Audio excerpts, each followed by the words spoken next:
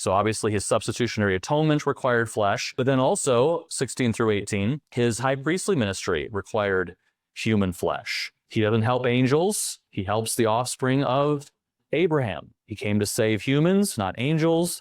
And now he intercedes for and helps humans, not angels. He had to be made like his brothers. Notice this language, in every respect.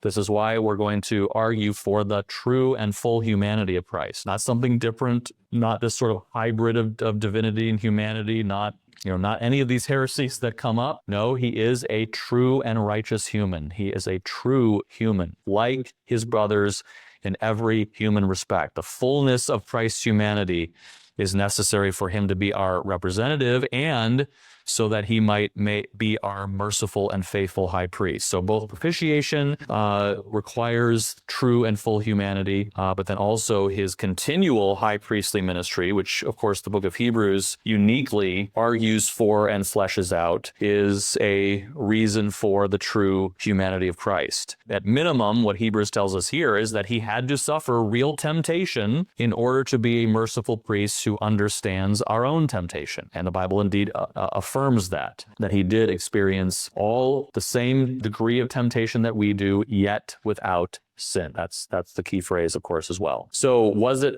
necessary that Christ come and take on human flesh? Well, yes, in order to accomplish the plan of God.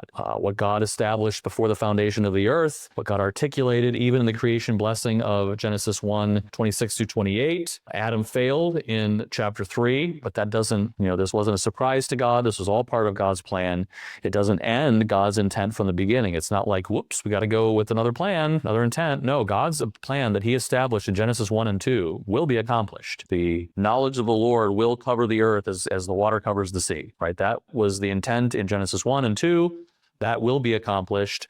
A man will rule over all things. All things will be put in subjection under a man, but that man will be the God-man. And that's what we see fleshed out throughout the rest of Scripture. And that necessitates that the divine Son assume a true and full human nature, including a physical body, to live a life in perfect subjection to the law of God, which he does so perfectly, and then to die in the place of sinners, rise victoriously, and ascend to the Father's right hand. On that basis, the full and true deity and humanity of Christ, we may be saved. God accomplishes his purpose for a ruler over the things that he has made, and we have this merciful high priest which sustains us and helps us in our sanctification, in our Christian walk, even in this life. Wonderful. Such a beautiful, perfect plan that again ought to cause us to glorify and worship him.